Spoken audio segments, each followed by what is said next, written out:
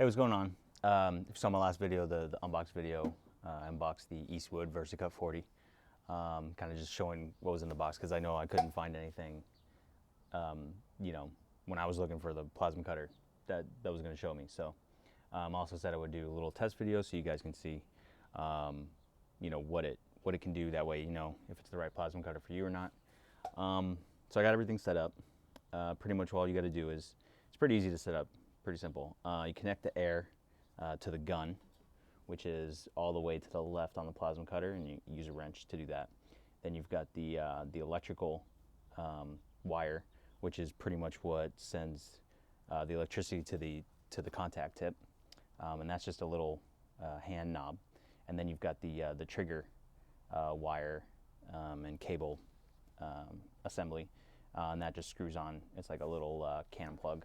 And then you've got the ground, which just is a quick put it in, turn to the right, quick disconnect. So pretty easy to set up. And then also air inlet, and you do have to go get some sort of dryer. I went to Home Depot and they had a Husky one, which was like 14 bucks, and it's got some desiccant in it. And pretty much, you do have to put an air fitting on it too, a 1/4 inch MPT air fitting.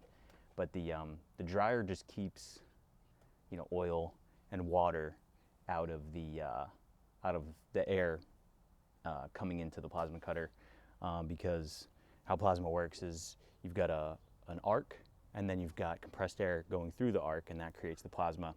So if you get any water or oil contaminants in there, it's going to interfere with the arc, and then you're not going to get a consistent cut. So you want to make sure you have some sort of dryer, something to separate that oil and keep it out of the air coming into the plasma cutter. In the instructions, they've got a little table here. Shows you your metal thickness on top, what amps, and then PSI. PSI on here is always at 60. I'm cutting 16s. I'll cut some stainless steel here, some 16 gauge. So I've got it at about 20. What is it, about 25 over here, and they say it's just a guideline, and you can adjust it as you see. We've got the ground hooked up, and I also cut some thicker aluminum over here.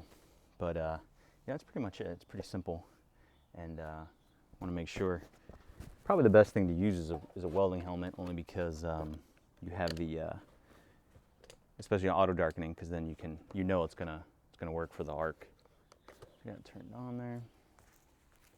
Let's fire it up.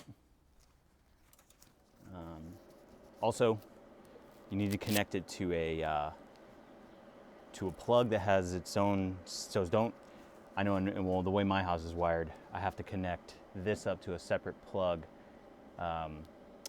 as the compressor. Because if I don't, then once the compressor flips on, it's gonna flip the breaker or trip the breaker, and then I'm gonna have to reset it. So I have to connect them up to two separate.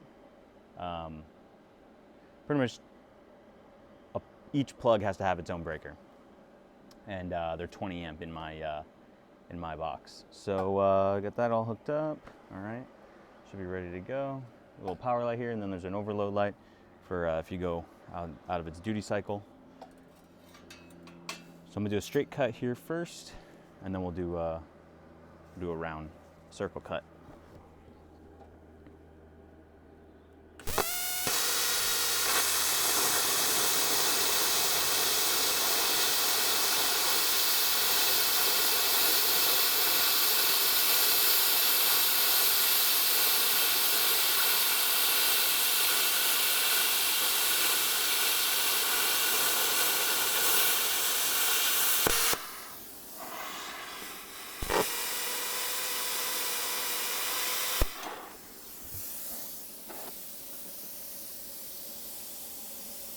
And you see, that's a pretty decently clean cut. It's not the straightest, but that's more my fault than the plasma cutter.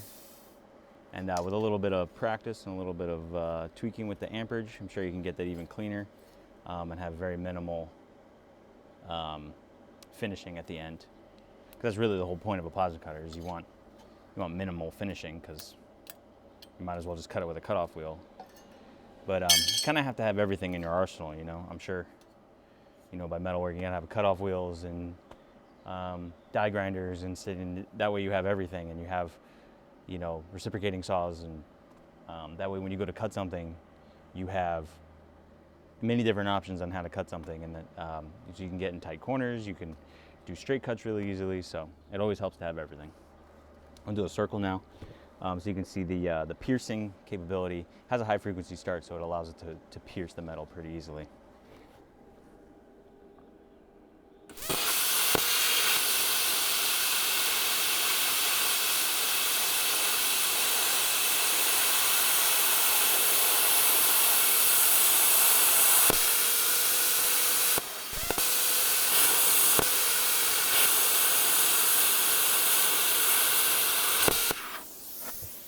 There you go, the circle.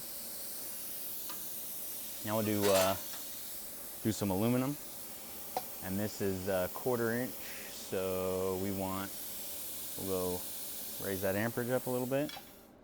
We're just gonna cut a nice little chunk out of this.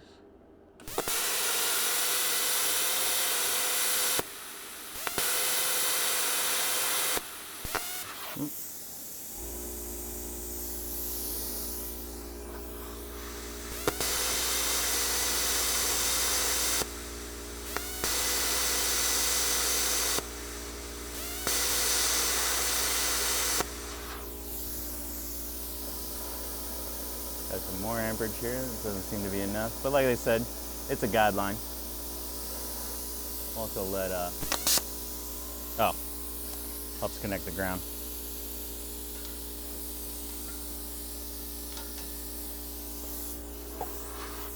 We'll go down. No, all right.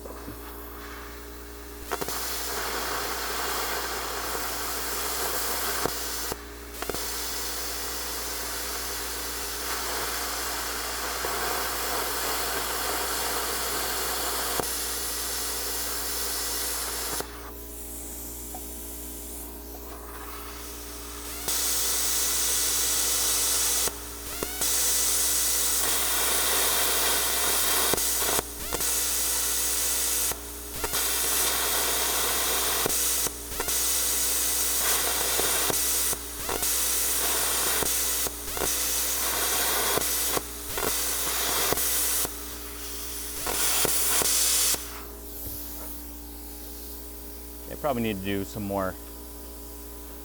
But you can see why you want to do some practice there.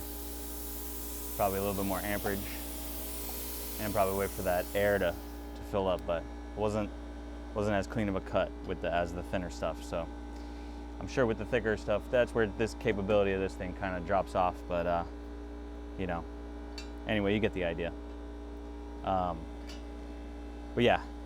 Practice, just like with welding, you got to practice and get the settings down. But just an overview of what it can do. That way you get an idea. So thanks for watching.